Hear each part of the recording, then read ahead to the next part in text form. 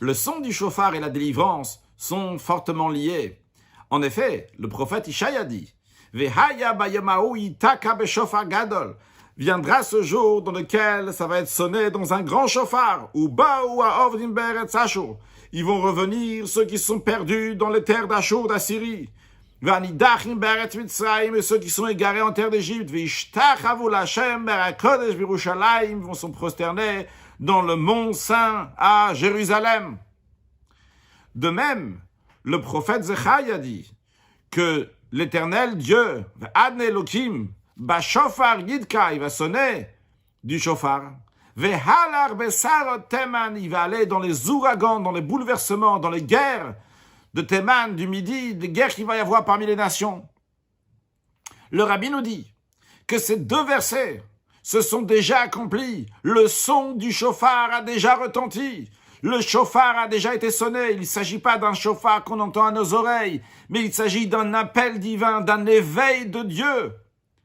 Le Rabbi dit que les guerres mondiales qu'il y a eu, c'est Ve'adne Elohim Yidka Beshofar, que Dieu a sonné du chauffard. Il n'y a pas écrit là-bas que c'est un grand chauffard. Il y a écrit c'est qui sonne, c'est Dieu qui sonne. Et en effet, c'était un éveil de Dieu, mais qui n'a pas éveillé énormément.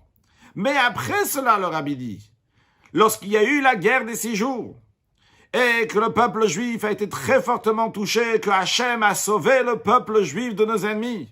Ça, c'est le chauffard gadol, pas juste un chauffard, un grand chauffard qui a retenti. Un appel de Dieu pour revenir à la Torah au mitzvot.